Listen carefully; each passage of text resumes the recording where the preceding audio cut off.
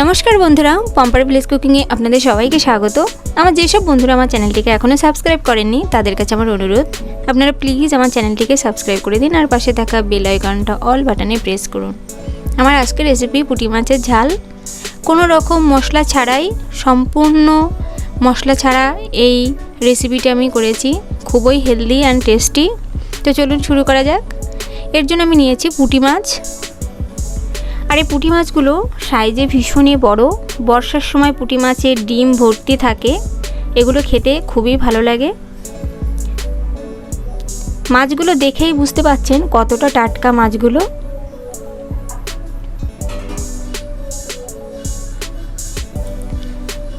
এবার এই মাছগুলোকে কেটে পরিষ্কার করে ধুয়ে নিয়েছি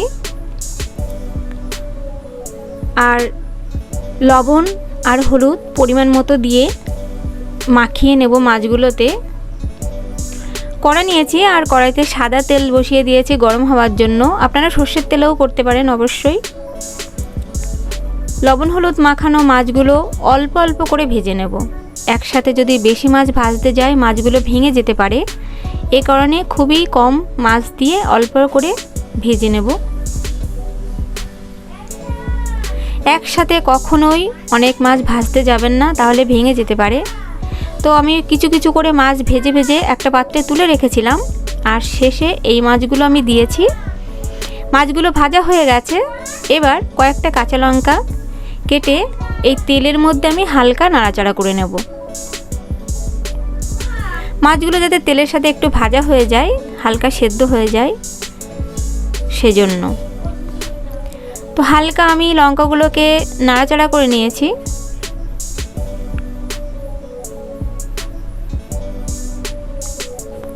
বাকি ভেজে তুলে রেখেছিলাম যে মাছগুলো, ওগুলো আমি এই একসঙ্গে দিয়ে দেব।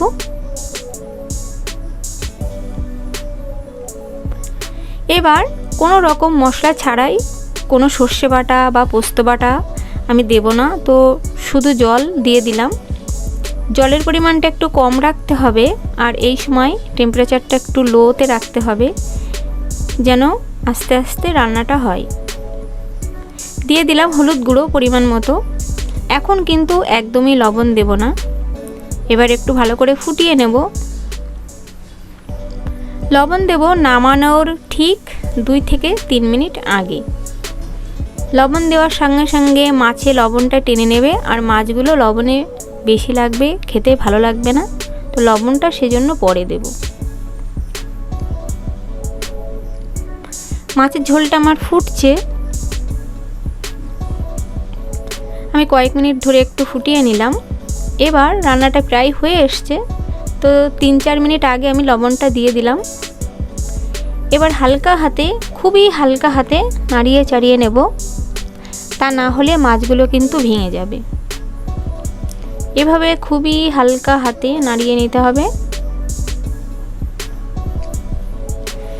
এবার যেটা করব, নামানোর 2 মিনিট আগে দিয়ে দিলাম সরিষার তেল।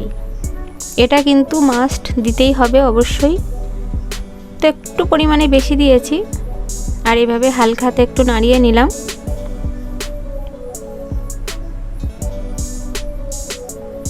তো রান্নাটা আমার প্রায় কমপ্লিট হয়ে গেছে।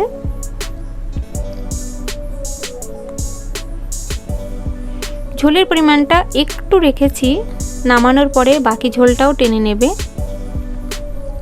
রান্নাটা পুরো কমপ্লিট। এবার একটা পাত্রে আমি ঢেলে নেব।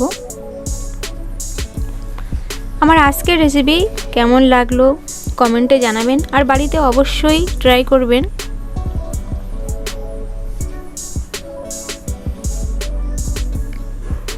এইভাবে খুবই সামান্য মশলা, কোনো মশলাই আমি ব্যবহার করিনি, চাইলে আপনারা সর্ষে বাটা দিতেও পারেন।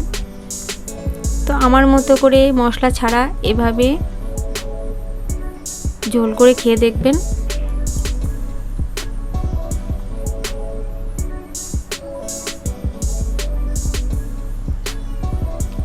সবাই পম্পার ভিলেজ কুকিং এ লাইক, কমেন্ট এন্ড শেয়ার করে দেবেন, সাবস্ক্রাইব করে দেবেন।